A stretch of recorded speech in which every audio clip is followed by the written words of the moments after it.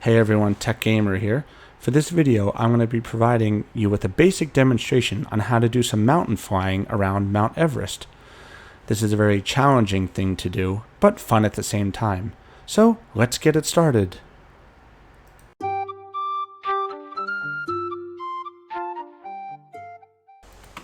Okay, welcome back. So here we are sitting on the runway at Luca Airport on the outskirts of Mount Everest. So, the first thing we need to do in preparation for takeoff is disengage the parking brake. Now this is a very interesting runway, and you'll see why in a second when I begin our flight. The runway literally goes over that little crest there and then goes downhill. So here we go. Let's see how this goes. So we've throttled up to 100% and we are on our way. As you can see, we are now heading downhill in between a village, and we'll basically just shoot off the end of the runway here into the air. Now when you're at this kind of altitude and elevation and with the mountains all around us, you need to fly very conservatively, and that is because you can't just pull back on the stick really high and expect to gain altitude quickly. It doesn't work that way when you're this high. You have to make gentle turns and altitude adjustments so that you don't stall out, which you'll see will be a major focus in this video. So we are airborne now and heading away from the runway. Now what we need to do to head towards the Mount Everest mountain range, where we're going to do our practice demonstrations here, is to make a gradual turn around, a complete circle basically. But again, like I said, we can't just go ahead and do that because we won't be able to clear these higher elevation mountains than we're at in altitude. So we'll make a gradual turn while keeping the nose up, gaining altitude, and then we can go ahead and fly over this little mountain range right here. Mountain flying is very difficult for the main reason of altitude. The higher you are, the less air you have, so stall speeds are increased and engine output is decreased. So we have to keep that in mind when flying at this height, always, because you stall, there's really no recovering from it. So I always like to take nice, gentle, gradual turns to keep my airspeed in the green whenever possible.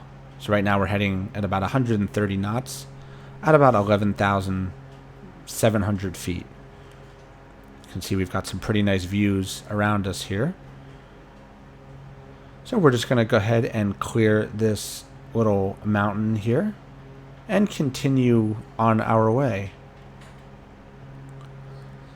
I'm going to keep the throttle at 100% for the majority of this flight,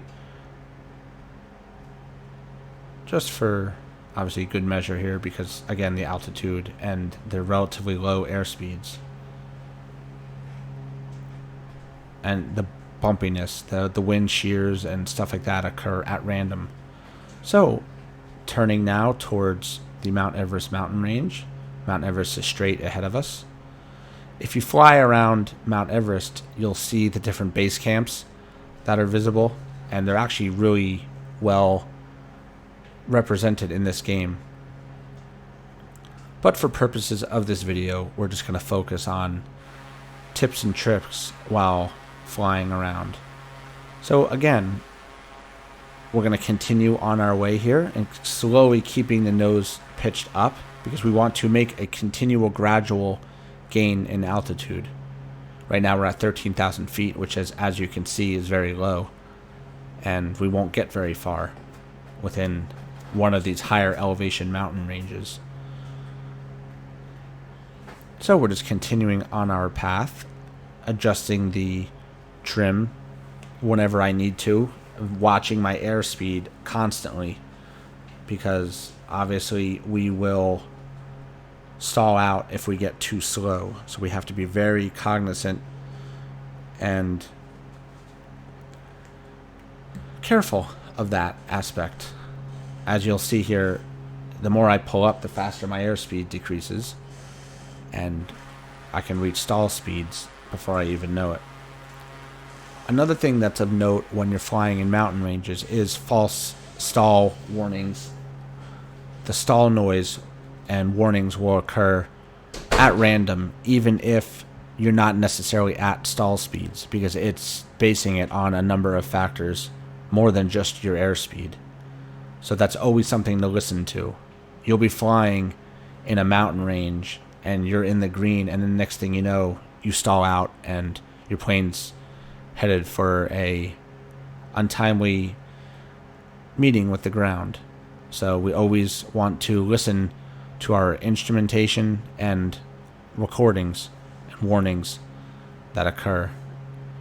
So we're just continuing to head towards the mountain range now. I'm going to do some nice, just gentle circles to continue gaining our altitude. So as you can see, we're passing 15,900 feet right now, and everything is going good. Engine output is what I expect. Fuel is good. Our trim is at 18% to keep our nose up, and flight speed is a little low, so we may compensate for that a little bit here. So as you can see, again, like I said, the higher you get, the harder it gets to stay in the air, especially with smaller planes that don't have as powerful engines. There's some beautiful views here. You can see, looks like frozen lakes, rivers down below us, and just really nice rendering and graphical detail on some of these mountains here.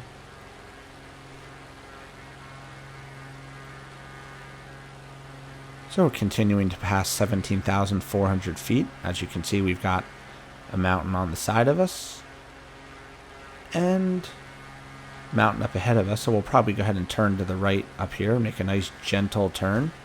Again, keeping an eye on our airspeed as we are passing below 100 knots.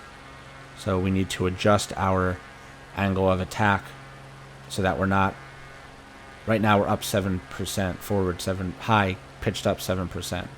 We won't be able to do that forever.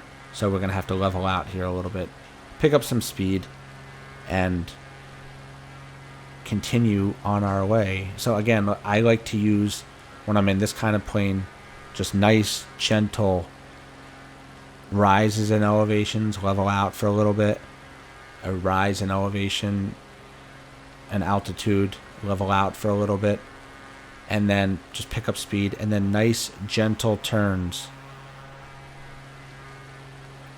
Because the main goal here is to continue bringing our altitude up.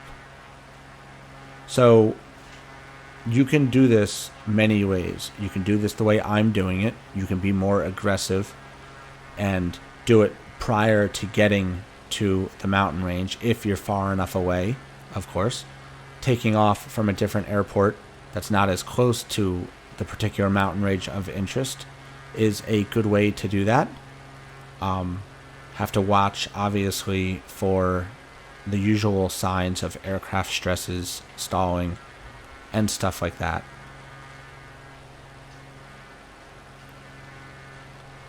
Once you become more adventurous, I recommend trying out a plane that has the ability to land on ice.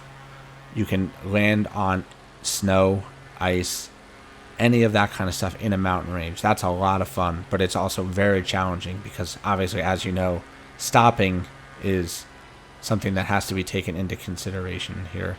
So continuing our climb, we're passing 19,000 feet. And just again, this is just a basic demonstration of the principles of mountain flying. You need to take your time and don't expect to get to 30,000 feet within 5 minutes and be flying around the top of Mount Everest. In reality, it really doesn't work that way. And you want to take your time, make nice gradual turns, make nice gradual pitch up and back to bring your elevation higher slowly. And before you know it, you'll pass 20,000 feet, 25,000 feet, wherever your desired altitude is. As you can see, the scenery here is absolutely beautiful. We've got, it looks like a nice valley running down we could follow there. But we're going to go ahead and continue to keep turning and maybe check out a glacier lake or two that surrounds the mountain here.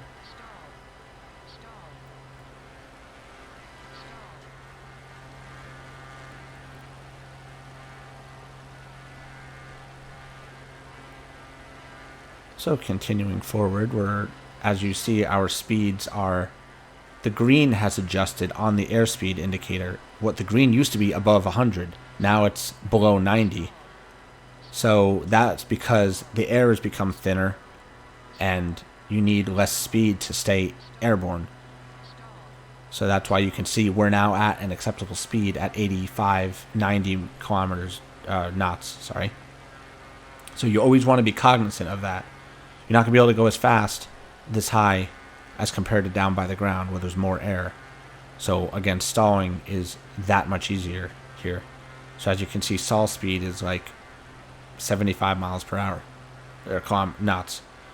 And we have to watch that very, very closely, because if you stall, there's nothing stopping you but the ground right below you. And recovery is near impossible. So we can just take a look here at the beautiful views for miles around and can make a nice gentle right-hand turn to continue circling around the mountain.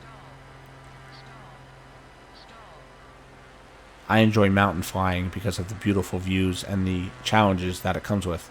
Landing on a mountain is so much fun. I highly recommend that you try it. And I will make a video of that coming soon to demonstrate the process to do it.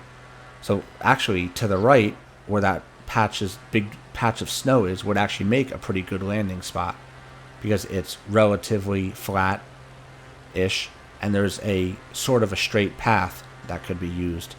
You can land anywhere you want, just have to obviously account for the distance from when you hit the ground to when you stop. That would be doable for a landing spot.